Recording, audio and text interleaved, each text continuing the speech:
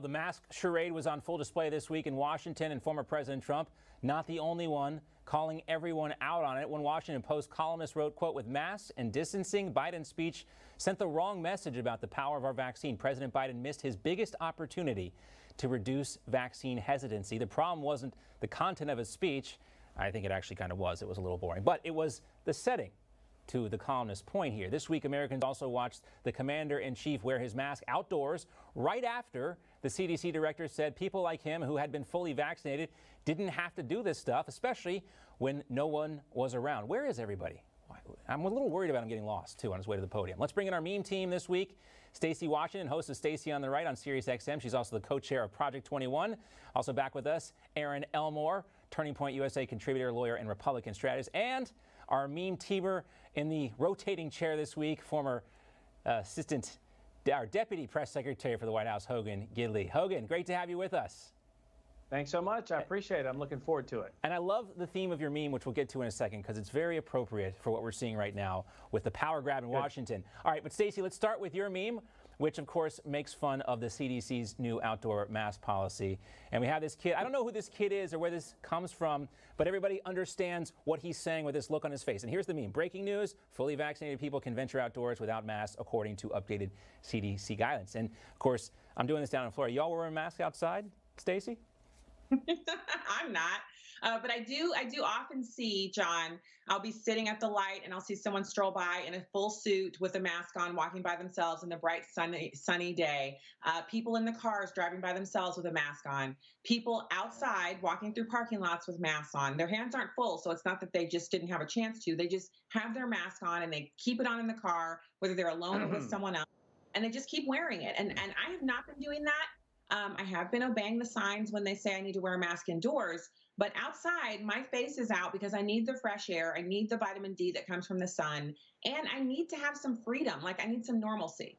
Yeah, it's not a natural feeling to have something up against your face. Again, it was so weird to watch the speech this week. Aaron, all right, let's go to your meme.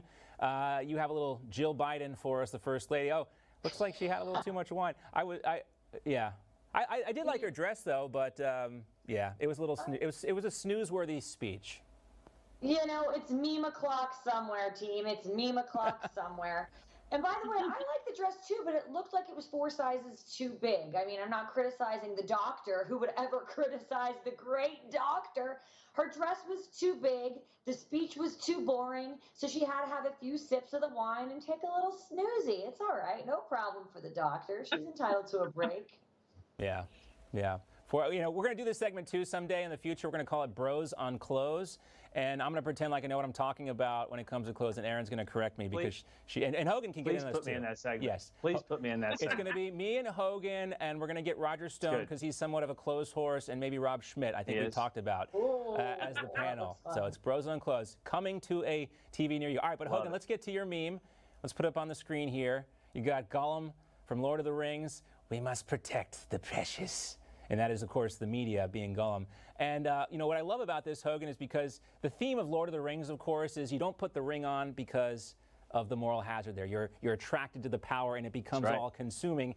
And that's really what this is all about with Joe Biden. Power begets more power. Power corrupts, and power corrupts absolutely when it's absolute power. Of course. And the media used to be something that held our elected officials to account, and now they have shape-shifted themselves into something that's so grotesque and so disgusting, much like Gollum did, because of the desire to protect something that they don't need to be around at all. And at this point, it's Joe Biden. You saw that after the speech he gave, where basically the whole thing was designed as an opportunity to say that his radical policies could be championed by the media. The narrative would be created that, everything he wants to do to this country is crazy. We know that, but the media wanted to say everything was rational and reasonable and responsible, so that anybody who dared, come after Joe Biden and say he's wrong or the policies would hurt Americans, then you're the one who's irrational, you're irresponsible, you're unreasonable. That's the dichotomy the press want to set up, because they're going to do everything they can to protect a Democrat, much less the President of the United States, Joe Biden. All right, so I'm going to change the rules for Meme Team a little bit. You can also now, guys, include GIFs and good soundbite compilations as well. We're going to call it the meme team because it rhymes, and everybody likes a nice rhyming title here. But I'm going to throw some sound into the mix today, and here's a clip we thought was hilarious.